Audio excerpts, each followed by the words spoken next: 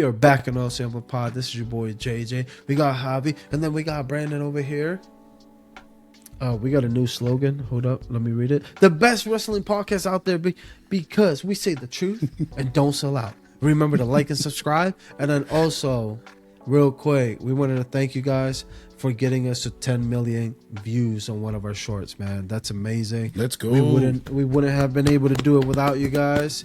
Thank you for subscribing. Thank you. Hey, Fox. Thank you. Stay for the new content. All right, but go ahead, Javi. Go ahead and start it off for us. All right, so we're gonna kind of continue what we were talking about last episode.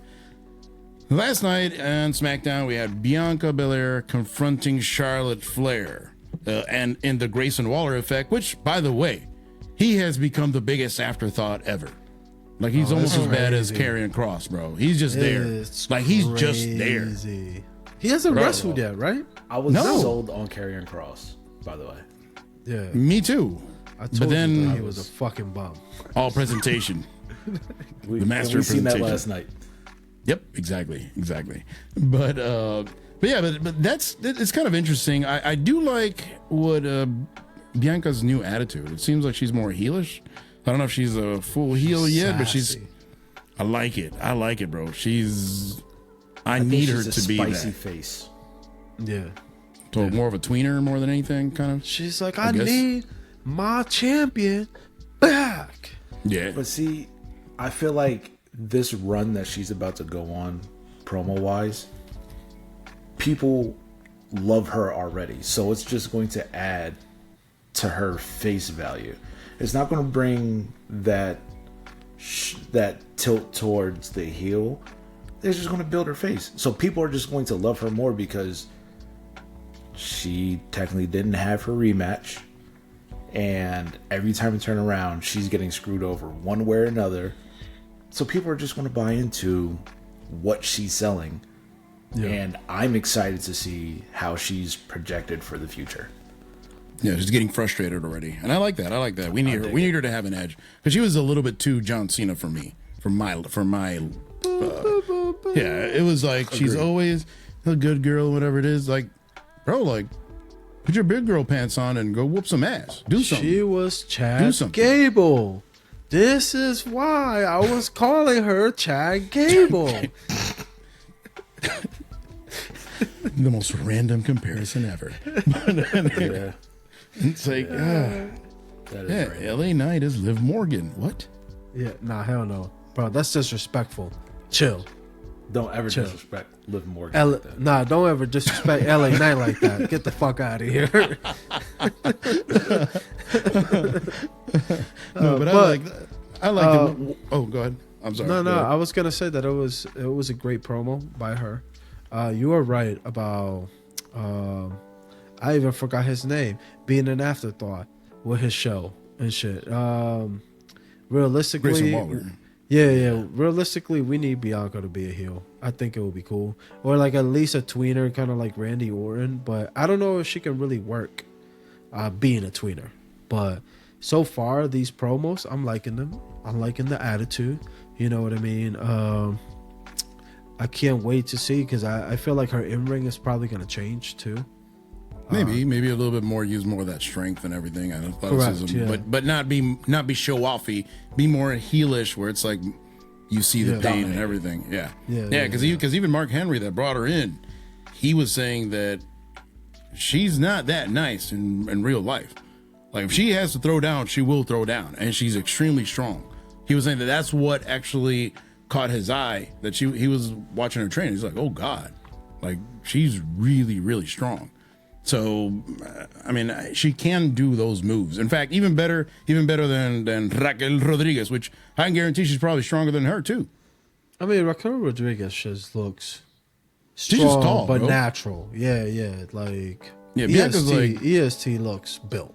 Bianca's like, she's been training since she was 2. Yeah. Like, she's just strong, bro. She looked like DK Metcalf out there with long hair. It's another one. There's another one.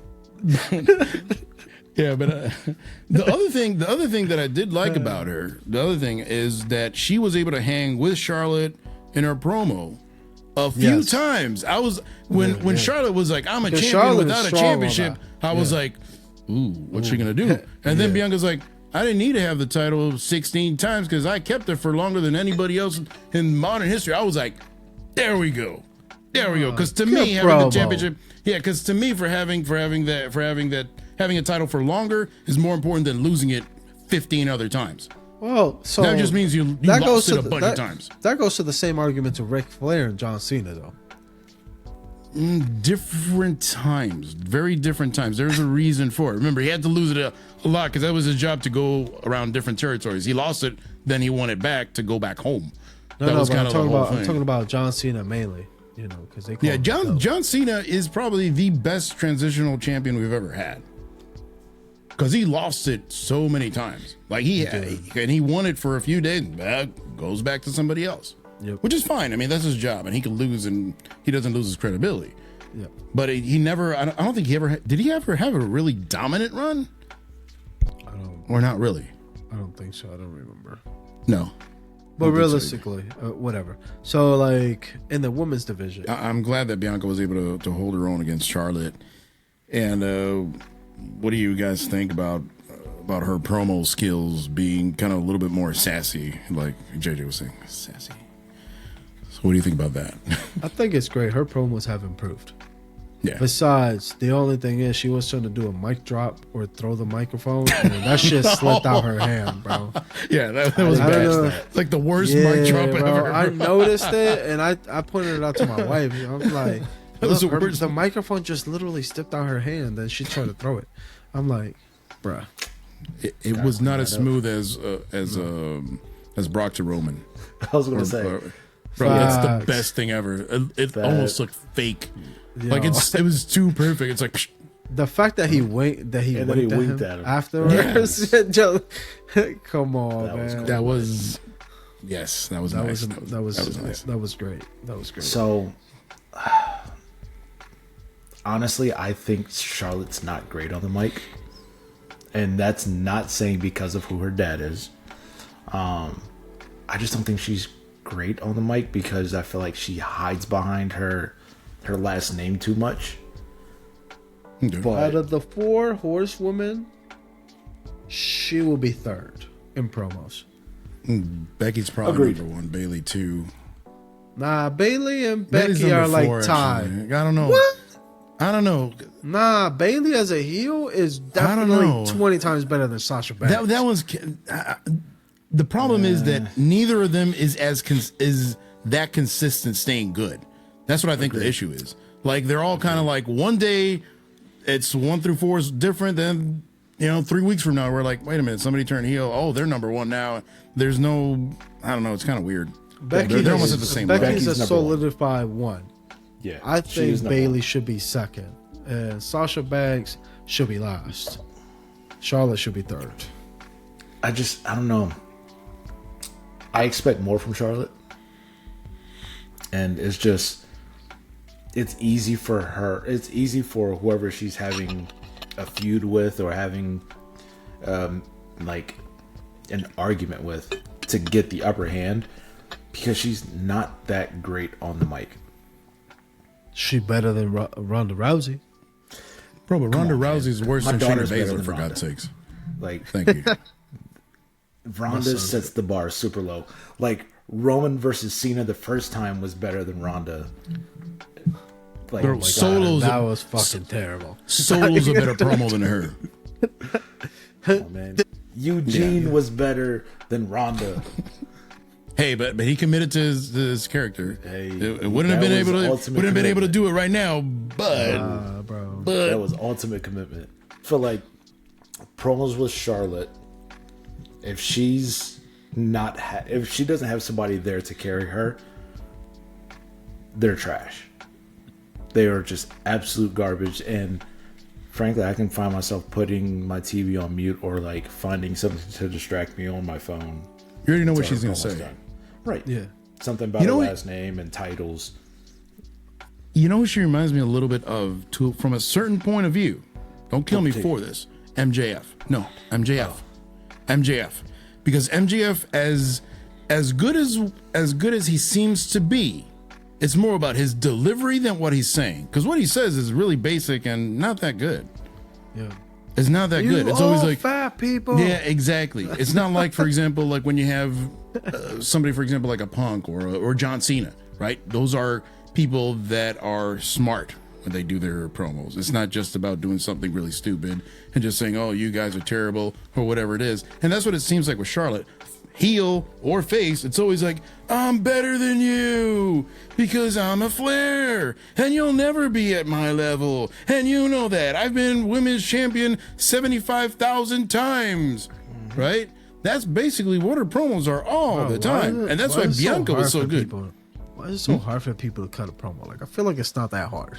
No, it's bro. When you're up front and in front of like 20,000 people, that ain't easy. Just imagine that everybody's naked.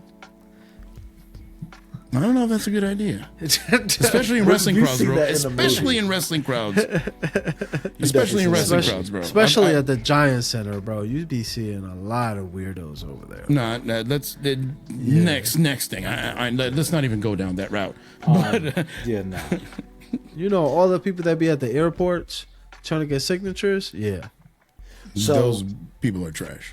When it comes to promos, do y'all think that some people have promos that are scripted and some people just add the like pure freestyle? Some people need them. Some people need them. For example, Roman, the worst thing they ever did was give him scripted promos. The worst thing they ever did.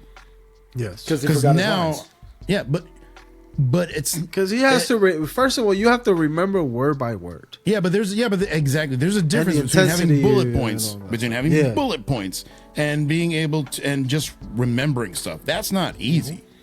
Even Rock, remember with his whole thing of writing his promo on his hand, on his wrist, right? Yeah. As great as The Rock is, maybe the best promo ever, perhaps, questionable. Even he needed help. So, I mean, Stone Cold, everybody, like, nobody's perfect. There is no perfect promo, but there are certain people that you can't, like right now, for example, if you would have given Stone Cold a written promo, he would have just wrapped it up and shoved and thrown it at you, or shoved it up somewhere else. I'm not reading that.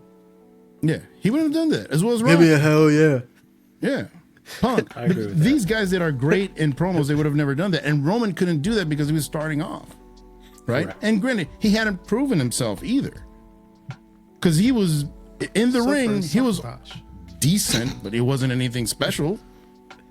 Promos, he was absolutely the drizzling shits. So, but one person that I will say that did improve a lot and has gone down lately, in my opinion, Seth Rollins.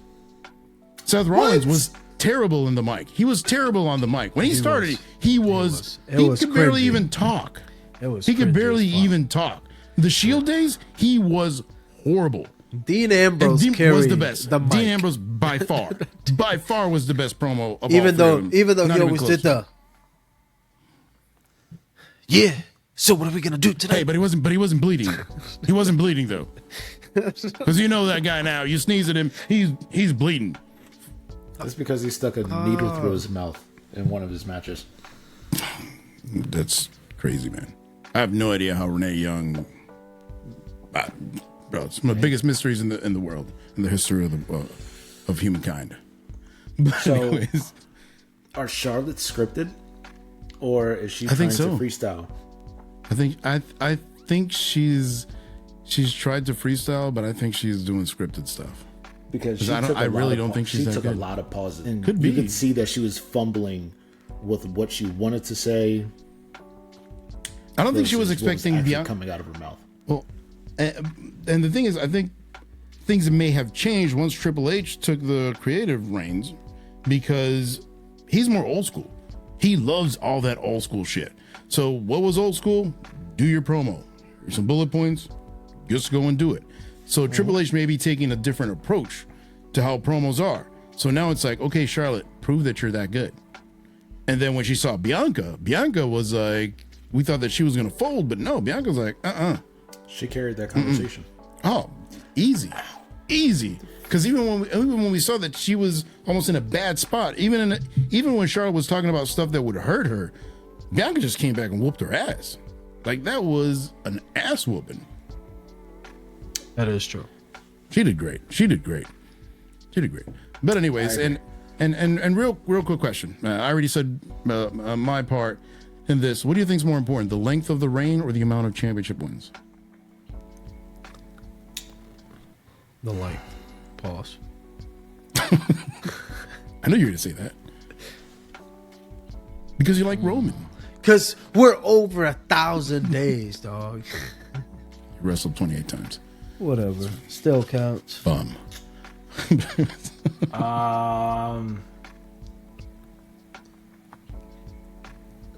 I'm gonna go length. Length? Okay. Yeah. No, I agree too.